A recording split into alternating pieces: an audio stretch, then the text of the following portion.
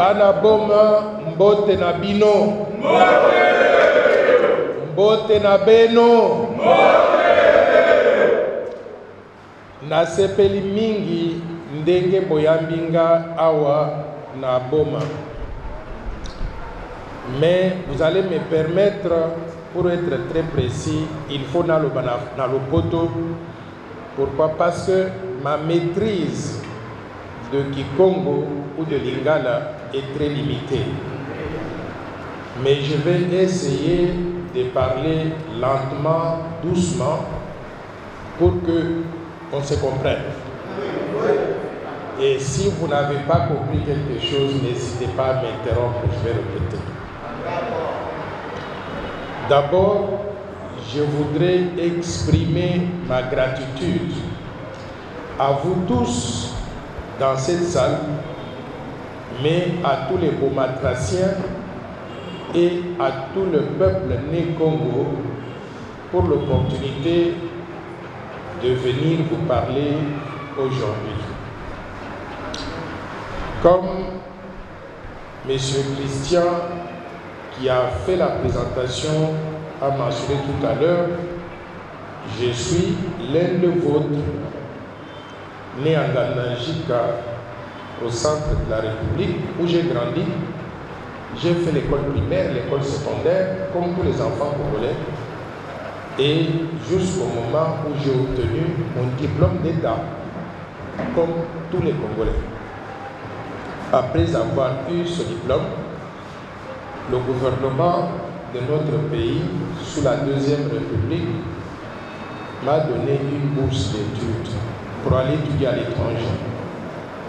J'ai étudié à l'Université de Liège, à l'Université de Grenoble en France, à l'Institut supérieur de gestion à Paris. Je suis allé aux États-Unis faire à Delphi University pour obtenir un MBA, donc une maîtrise en administration des affaires. Et je suis revenu à Paris, à l'Université de Paris 9 Dauphine, pour faire mon doctorat en sciences économiques que j'ai obtenu. Et après avoir terminé tout cela, je suis allé étudier à l'Université de Harvard, aux États-Unis, où j'ai fait un diplôme postdoctoral en ce qu'ils appellent leadership et management, comment gérer les gens et comment être un bon leader. Après avoir terminé toutes ces études, j'ai été recruté par une banque américaine qui est la JP Morgan Chase. C'est la plus grande banque aux États-Unis, mais la plus grande banque du monde. J'ai travaillé chez JP Morgan Chase pendant 10 ans. La banque m'a donné l'opportunité de travailler sur tous les pays du monde. J'ai été en Amérique latine, dans les Caraïbes, en Europe de l'Est, ici en Afrique, en Europe occidentale et en Asie.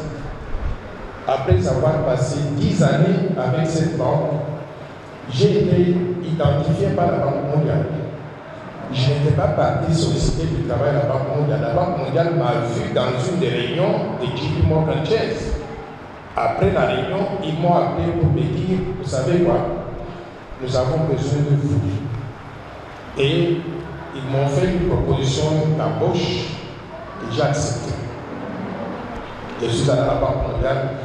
J'ai passé littéralement 30 ans basé à Washington et envoyé dans tous les pays du monde sur les 5 continents. J'ai quitté la Banque mondiale avant de venir ici. J'avais le titre de directeur résident de la Banque mondiale. J'ai géré les programmes des pays, les programmes de développement. Et j'ai travaillé sur certains pays où j'ai vu les résultats de mon travail. Des pays, même pas des pays lointains que vous ne connaissez pas, mais des pays que vous connaissez. Tous ces pays d'Afrique de l'Ouest, le Sénégal, le Mali, le Burkina Faso, tous ces pays-là, je les ai aidés. Et j'ai travaillé sur un petit pays en Afrique de l'Ouest qu'on appelle les îles du Cap-Vert, Capo Verde, comme ils disent en portugais. Et quand j'ai commencé à travailler sur les îles du Cap-Vert, le PIB par habitant, le produit intérieur brut par habitant, était de 170 $. Au moment où j'ai quitté les îles du Cap-Vert, le PIB par habitant était de 7 500 $. Le Cap-Vert est sorti du groupe des pays très pauvres, très endettés, pour devenir un pays émergent. Juste à titre de comparaison, le Cap-Vert, un PIB par habitant de 7 500 $, la République démocratique du Congo, un PIB par habitant de 458 $. Le Cap-Vert, très petit, très pauvre, pas beaucoup de ressources naturelles, a fait des miracles pour devenir un pays émergent pendant que nous continuons à être un pays très pauvre, très endetté. Alors, en faisant le tour du monde, il y a quelque chose qui m'a tiqué. Je me suis dit, mais comment expliquer que partout où je pars, les pays font des progrès, mais quand je rentre chez moi, je trouve que nous sommes bloqués, cloués au sol, on ne décolle pas et on recule même d'année en année.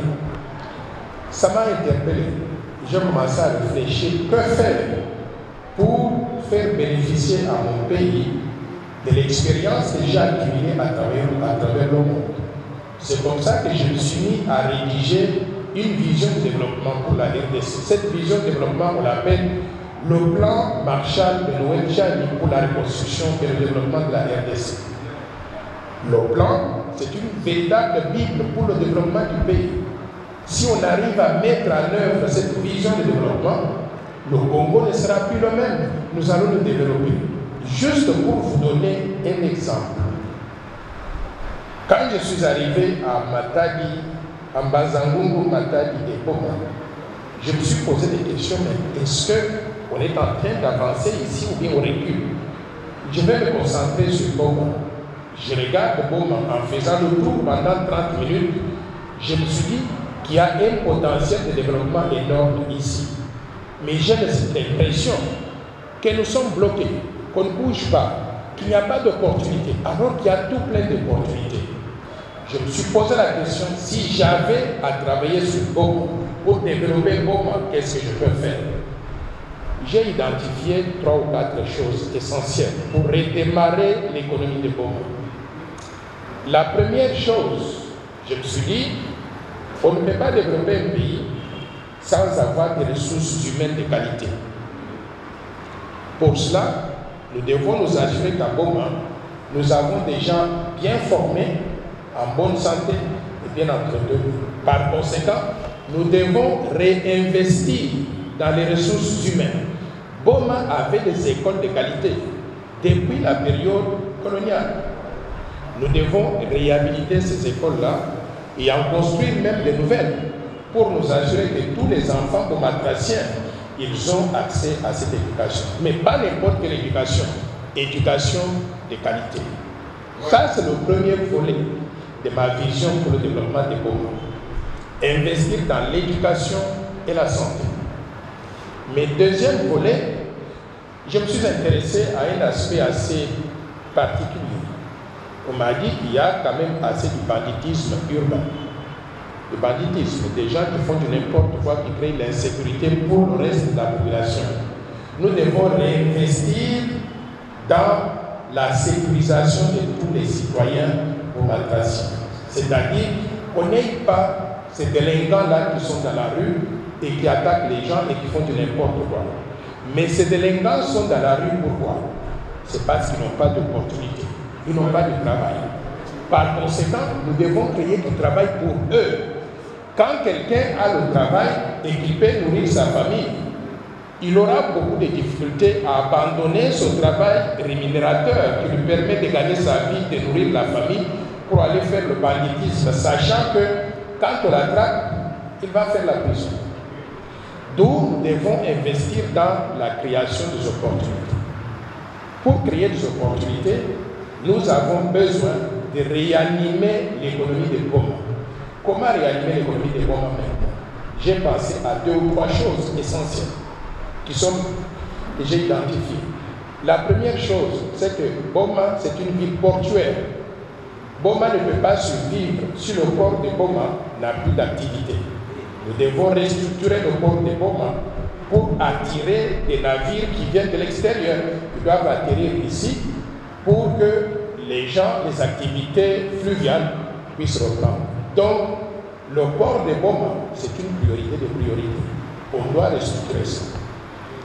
Deuxième chose que j'ai vue, c'est qu'il y avait des grands employeurs ici, des grandes entreprises.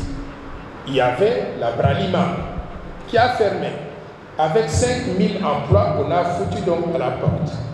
On ne doit pas juste croiser les bras et dire Bralima est parti et puis nous terminons. Nous devons soit démarcher Bralima pour revenir, soit trouver des remplaçants de Bralima qui vont continuer à faire la même activité parce que les gens ont besoin de continuer à boire, je ne dis pas de l'alcool nécessairement, mais à boire des boissons sucrées, de l'eau, des choses comme ça, le travail que la Bralima faisait. Donc nous devons démarcher pour trouver des investisseurs dans ce domaine-là. Mais il y avait aussi d'autres entreprises, des grandes entreprises, telles que Orgaman, qui est tombé en faillite et qui a été, les activités ont été reprises par Egan. Egan a fermé.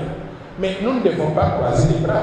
Nous devons maintenant démarcher d'autres repreneurs qui peuvent s'installer dans ce secteur-là et continuer à créer des emplois pour la population. Mais il y a quelque chose qui m'a tiqué. C'est le potentiel touristique de Boma. Et j'ai eu le privilège d'avoir visité d'autres villes qui présentaient plus ou moins les mêmes atouts. Je suis allé visiter hier le baobab de Stanley. Waouh! Un chef-d'œuvre.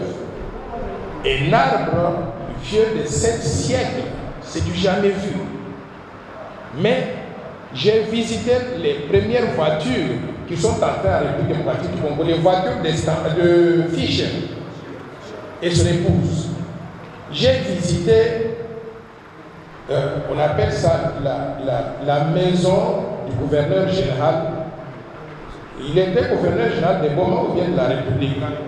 De la République. En réalité, c'est le palais de la nation. Mais c'est un chef-d'œuvre construit avec du fer et le bois. Le bois est un peu a vieilli et on peut le remplacer parce que nous avons du bois de très bonne qualité donc dans ce pays. Mais on peut réhabiliter ce palais-là pour que ça devienne un centre touristique. Pour que les gens qui viennent ici, ils voudraient voir où se trouvait le gouverneur général, où est-ce qu'il travaillait, qu'est-ce qui était le premier palais de la nation de la République démocratique du Congo. Nous sommes partis partout et je n'ai vu que des opportunités de développer le tourisme. Alors, moi je voudrais demander au gouvernement central, quand on parle de créer des emplois, des opportunités, voilà pour Boma, le secteur touristique peut apporter beaucoup à l'économie de ce pays. Il peut y avoir des touristes qui viennent du monde entier pour venir voir où Stanley avait atterri à Boma. Et j'ai vu dans d'autres pays, tels que la Tanzanie, j'avais visité Zanzibar, là où on amenait les esclaves à partir d'ici. Mais Zanzibar, il faut se mettre en ligne pour visiter ce site-là. J'ai vu l'île décorée au Sénégal, la même chose. Mais on arrive au Congo, on dirait que quelqu'un nous a enlevé le cerveau. Par conséquent, je demande au gouvernement central d'avoir un plan de développement touristique dans le Congo central et particulièrement dans la ville de Boma. Ça va relancer l'économie, ça va créer beaucoup d'emplois et ça va permettre à notre ville de regagner encore le dynamisme qu'il faut pour que les gens puissent s'épanouir comme il faut. Ça, je vous ai donné un petit extrait de ce que je peux faire pour la République démocratique du Congo. En venant dans une ville comme celle-ci, au bout d'une heure, j'ai pu concevoir ce mini-plan Marshall pour Boma. Ça veut dire que si nous passons un peu plus de temps ensemble, on peut arriver à faire mieux que ce que je viens de vous dire. Au-delà de tout ce que je vous dis là, il faut qu'on reconstruise les infrastructures. J'ai visité la cathédrale. Apparemment, c'était la première cathédrale en Afrique centrale. impressionnant. Donc, il y a beaucoup de choses qui peuvent être faites pour revaloriser cette vie et recréer le dynamisme dans le domaine économique. Mesdames et messieurs, mais nous ne pourrons pas faire tout ça si le Congo arrivait à perdre sa souveraineté nationale. C'est l'objet de notre rencontre aujourd'hui. Pour que nous puissions avoir un plan de développement, le mettre en œuvre, créer le bonheur pour notre peuple, nous avons besoin de continuer à être un pays souverain, indépendant, dirigé par nous-mêmes, les propriétaires de la terre. Et j'en profite ici pour rendre hommage à deux personnes qui m'ont inspiré. La première personne, c'est Simon Kimbangu, un fils du Congo central.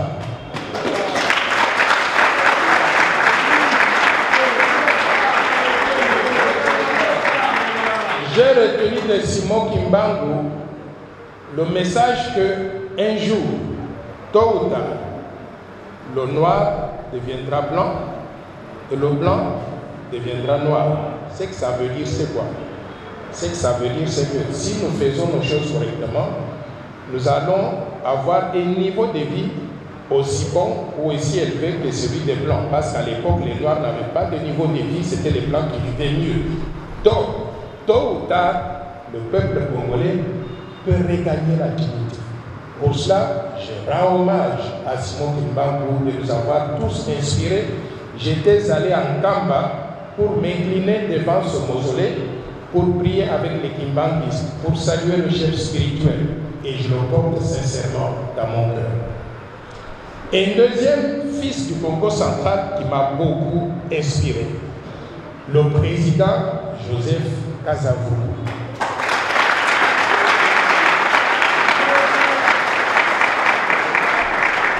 Joseph Kasavubu a travaillé avec d'autres leaders à l'époque, dont Patrice Emery Lumumba et tant d'autres, pour réclamer l'indépendance de la RDC.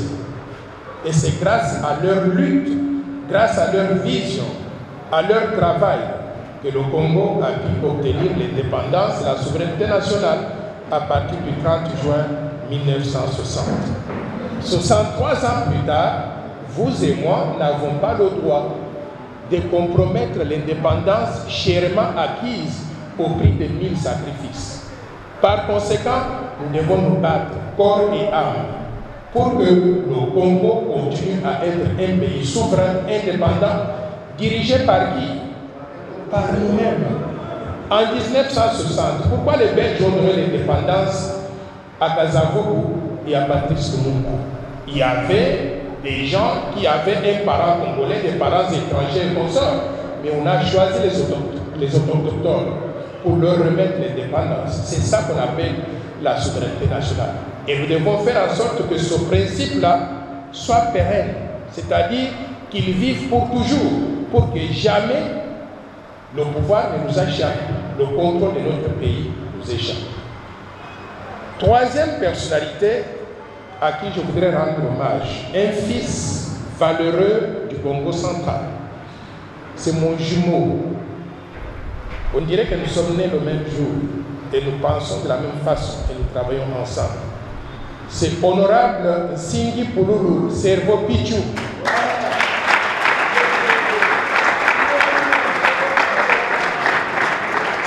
Avec honorable Singi Pululu Servo Pichu, nous avons pensé que notre pays ne peut pas exister pour toujours si on arrive à perdre la souveraineté nationale. Et comment on peut perdre la souveraineté nationale? Actuellement, tout le monde est conscient que notre pays est infiltré. Il est infiltré à tous les niveaux de toutes les institutions de la République.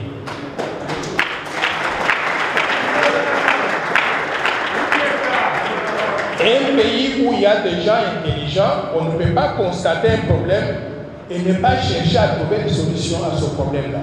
Quelle est la solution que Honorable Singi Pululu et moi avons trouvée pour mettre fin à l'infiltration afin que le Congo ne perde pas sa souveraineté et l'intégrité territoriale?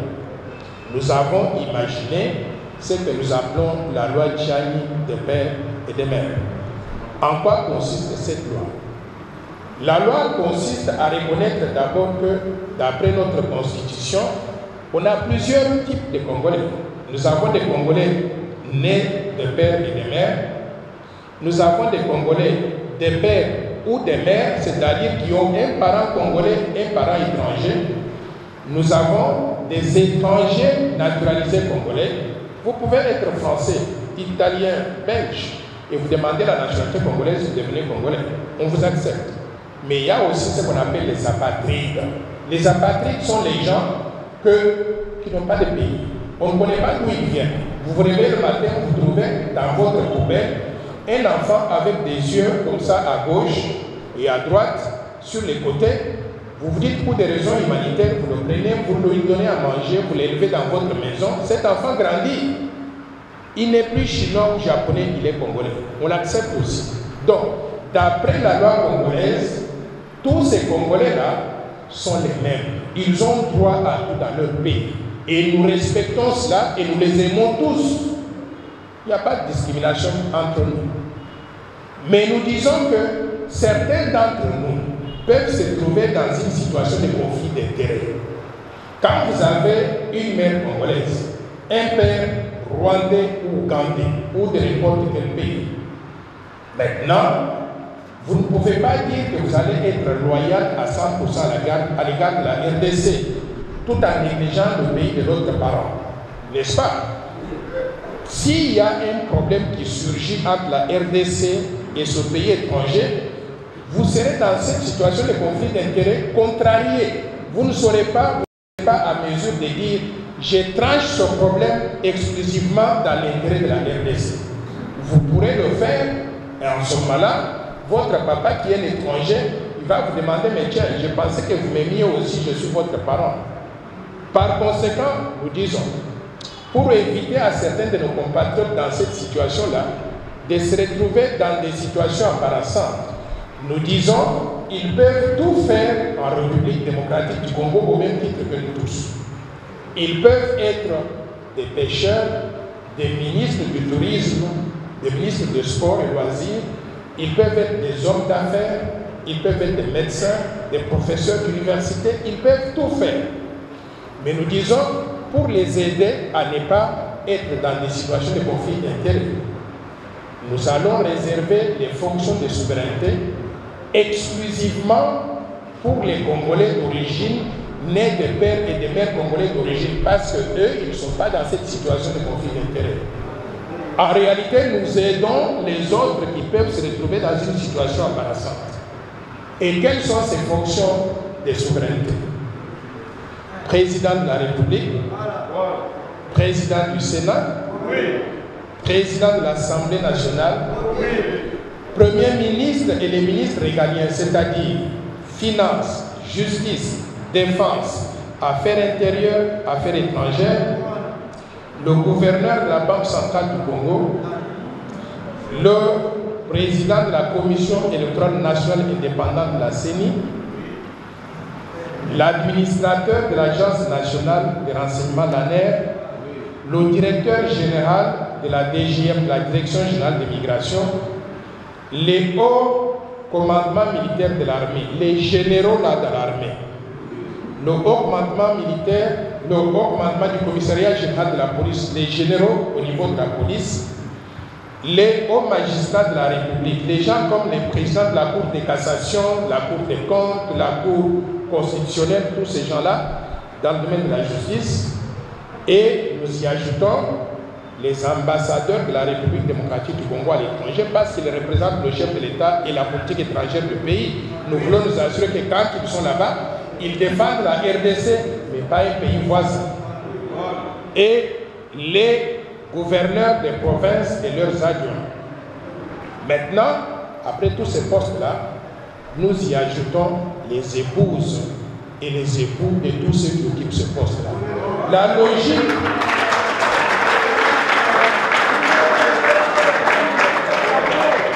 logique, c'est quoi? La logique, c'est que si nous avons dit qu'un président de la République qui a un père étranger, une mère congolaise pourrait être dans une situation de conflit d'intérêts et être amené à ne pas défendre la cause de la RDC au profit d'un pays étranger, c'est que nous disons aussi que le même président de la République qui serait de père et de mère, il va se retrouver dans une situation de conflit d'intérêts si il a à côté de lui une femme, une épouse qui est une étrangère. Pourquoi? Parce que vous vous rendez compte, si vous devez prendre des décisions et vous avez une femme par exemple ougandaise, vous allez vous poser la question, est-ce que la décision que je prends, elle est exclusivement dans l'intérêt de la RDC ou pas? Si la décision que vous devez prendre risque d'affecter les intérêts de l'Ouganda, d'où vient votre femme, vous allez réfléchir 2 fois avant de prendre cette décision-là. Pour vous éviter ce conflit d'intérêts, nous disons, vous devez avoir une femme congolaise, de père et de mère aussi. Maintenant, je vais vous dire que ce n'est que justice faite. Nous sommes un pays de 107 millions d'habitants et environ 60% des gens sont des femmes. Vous voulez devenir président de la République ou bien occuper les fonctions de souveraineté. Vous n'avez pas trouvé parmi les femmes congolaises là une qui est très belle, qui est très intelligente, qui correspond à vos critères à épouser. Vous allez prendre une Allemande et vous venez avec cette Allemande-là pour qu'elle occupe la place de la première dame, une place qui devait être réservée à une Congolaise. Nous disons non.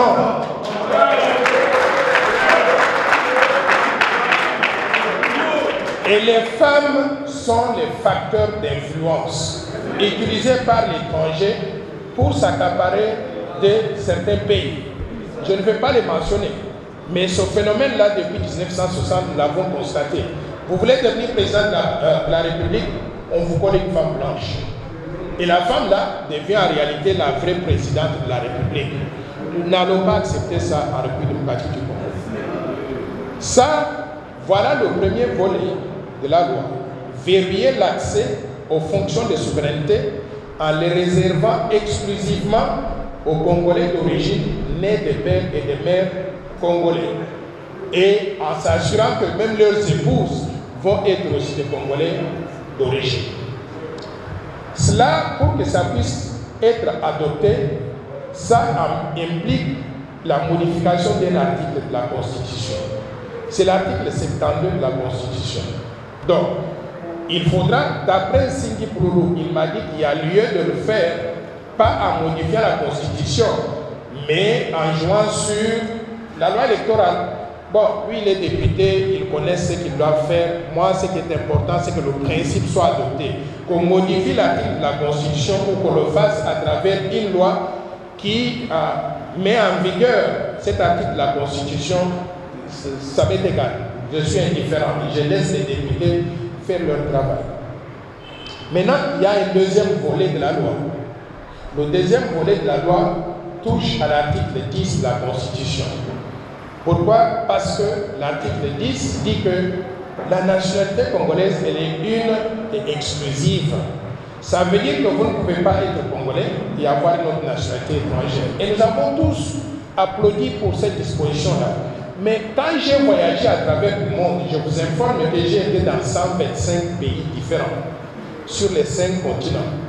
J'ai regardé comment ces pays-là fonctionnent et je me suis dit, mais tiens, chez nous, il y a quelque chose qui nous retarde. Quand on dit aux Congolais, vous ne pouvez pas avoir une nationalité étrangère qui perd. C'est la RDC qui perd. Pourquoi? Parce que vous allez trouver déjà que quand vous avez le passeport congolais, pour obtenir les visas, aller dans un pays étranger, c'est extrêmement difficile. Mais ceux qui ont obtenu des nationalités étrangères, en Afrique de l'Ouest, par exemple, le Sénégal, le Cap-Vert ou la Côte d'Ivoire, il a un passeport ivoirien ou sénégalais et il a aussi un passeport français. Quand on cause des problèmes aux Africains, ils ne peuvent pas voyager, il sort son passeport français, il est français, demain il prend l'avion, il va faire des affaires à Singapour, il gagne de l'argent, il ramène cet argent-là pour investir au Sénégal. C'est le Sénégal qui gagne.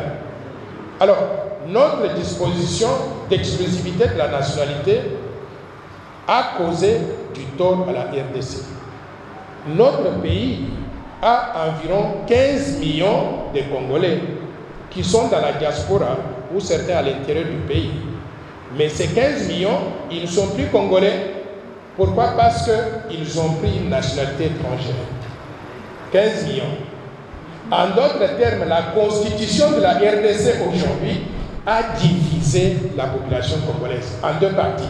Les 107 millions de l'intérieur du Congo et les 15 millions à l'extérieur à qui on refuse la nationalité congolaise parce qu'ils ont pris des papiers étrangers. Je n'appelle pas nationalité, j'appelle cela des papiers pour être en mesure de vivre dans ces pays-là.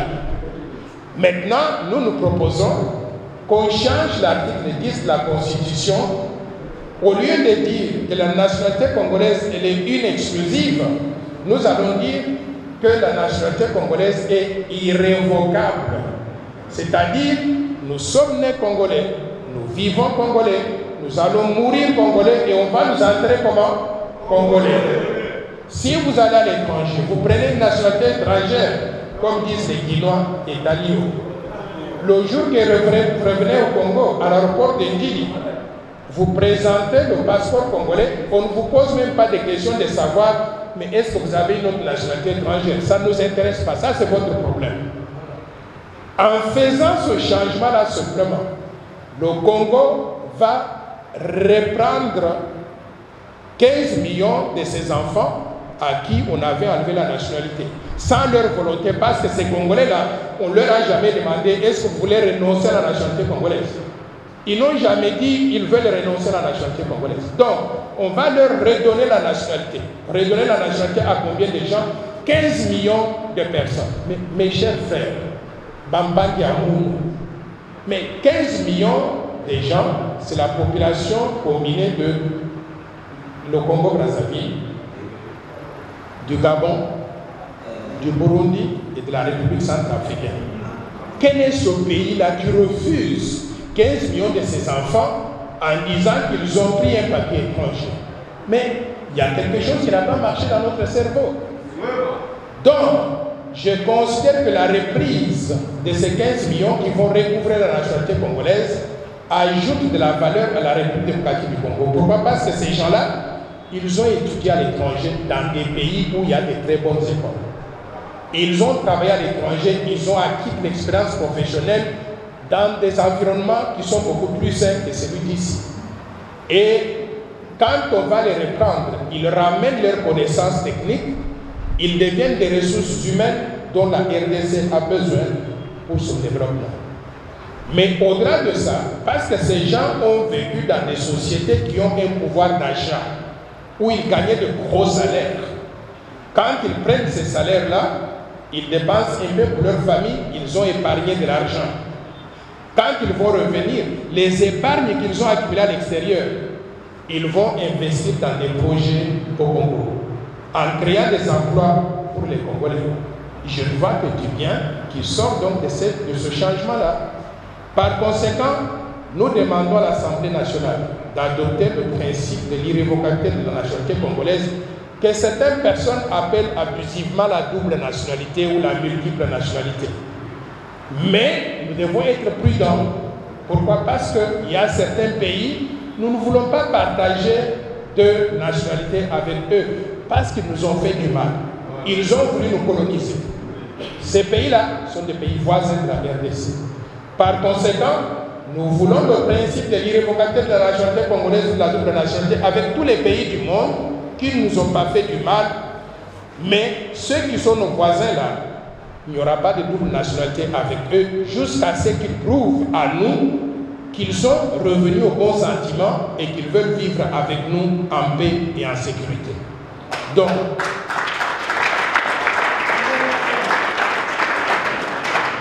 je voudrais souligner quelque chose, parce que j'ai entendu des gens dehors là, des religieux, certains leaders de la société civile, dire des choses. Oh la loi Tchani, elle divise la population congolaise. Je viens de vous démontrer que avant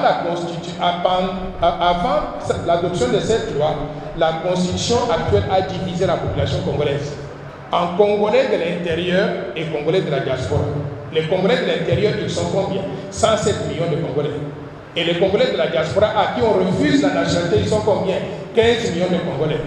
La loi Tchani, en redonnant la nationalité à ces 15 millions de Congolais, nous allons réunifier la population congolaise. On redevient tous des Congolais. Et on sera combien? 107 millions de l'intérieur, plus de 15 millions de la diaspora, 122 millions d'habitants de la République démocratique du Congo. Un grand pays avec une grande population, et cette population sera prête à se mettre au travail. Pourquoi? Parce que nos frères de la diaspora nous amènent l'expertise et l'expérience qui nous manquent à l'intérieur. Par conséquent, la loi Tchani ne divise pas, elle réunifie une population déjà divisée. Maintenant, il y a d'autres personnes qui ont fait d'autres allégations. Oh, cette loi-là, elle est tribale. Oh, elle est raciste. Ou elle est raciste ou raciale. C'est la xénophobie. Je voudrais tout de suite balayer ces accusations gratuites et non justifiées. Quand je vous ai parlé de la loi ici, est-ce que je vous ai dit que pour être président de la République, il faut être originaire de Ngandajika? Est-ce que je vous ai dit que pour être président de la République, il faut être né Congo? Est-ce que je vous ai dit que pour être président de la République, il faut être swahiliphone ou ne pas être ceci-là? Donc, la loi n'a rien avec les tribus, avec les provinces, avec les religions. C'est une loi générale qui ne vise personne, qui est générale comme dans tous les autres pays du monde. Par conséquent, les accusations de lois tribales, racistes, xénophobes, je ne vous ai pas dit que nous ne devons pas aimer les étrangers. Quand je dis qu'il faut épouser Congolais, c'est comme je vous dis aussi qu'il faut consommer Congolais. Donc, tout ce que nous faisons, la viande qu'on sort, les légumes, consommons Congolais, donnons priorité donc à nos gens, à notre économie.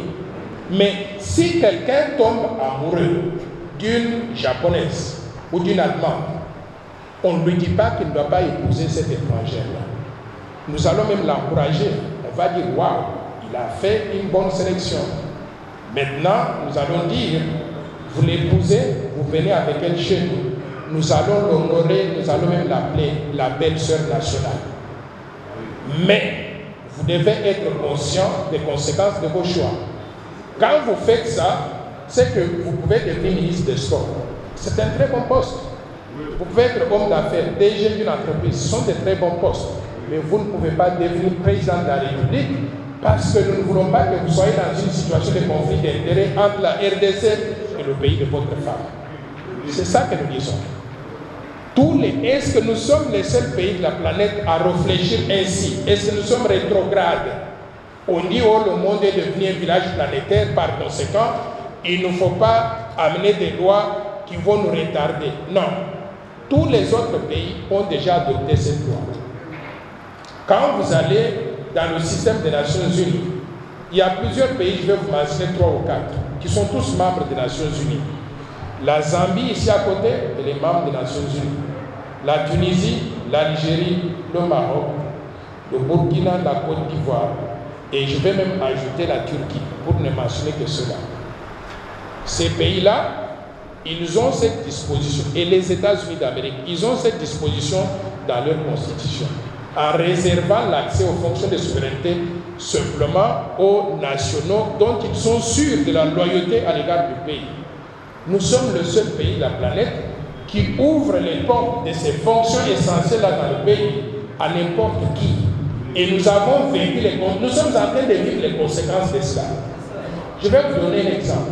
Vous connaissez Mamadou Ndala, un Congolais de premier plan. Mamadou Ndala était au front pour combattre les rebelles. Vous savez qui l'a trahi? Ce sont les infiltrés qui étaient dans notre armée, qui étaient avec lui et qui ont vu qu'il avançait avec son équipe pour aller exterminer les rebelles. Et ces infiltrés ont pris le téléphone, ont appelé le Rwanda et les rebelles pour leur dire il est maintenant sur telle route en train d'aller de tel point à tel point à telle heure. Et les gens ont pris des dispositions pour abattre, bombarder sa voiture. Voilà les conséquences de l'infiltration.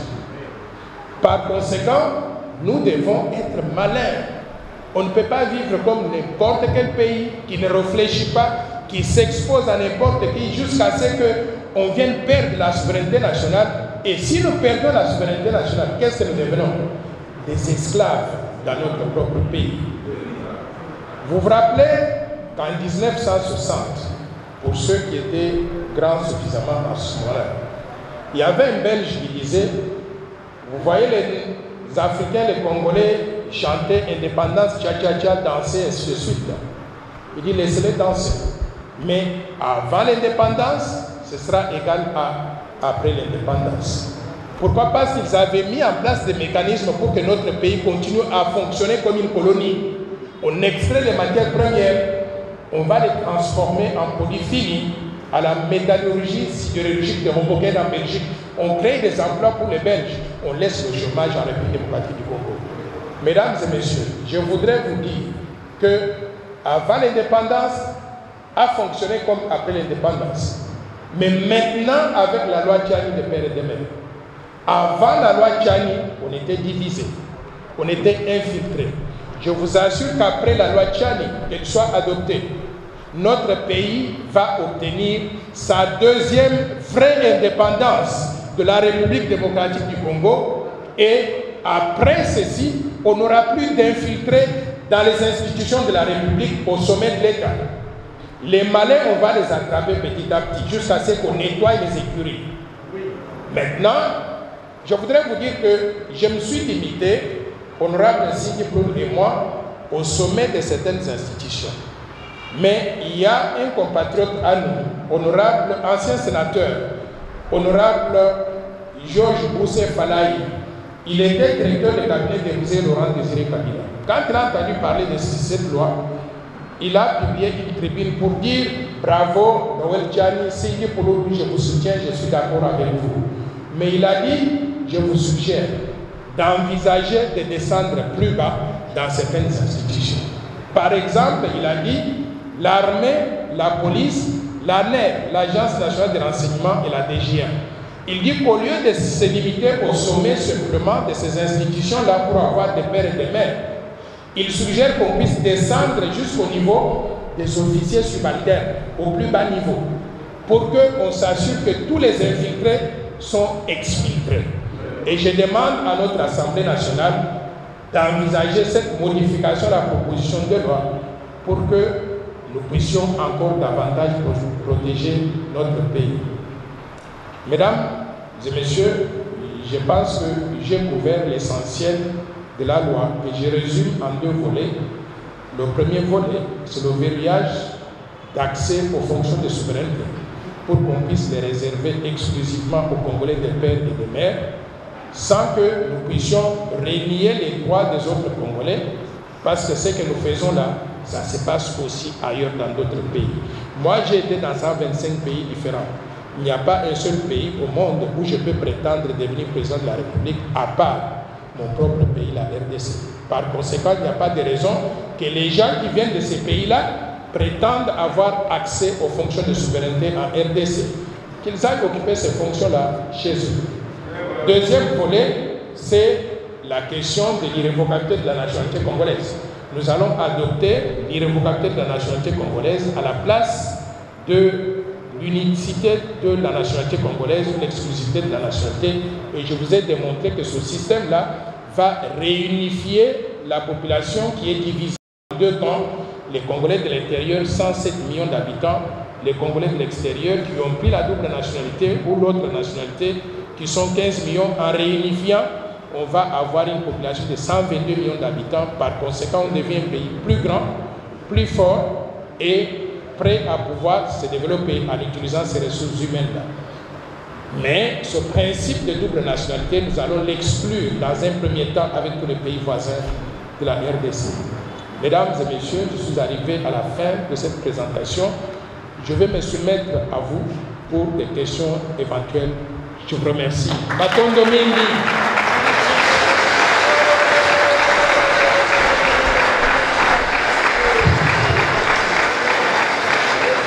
Alors,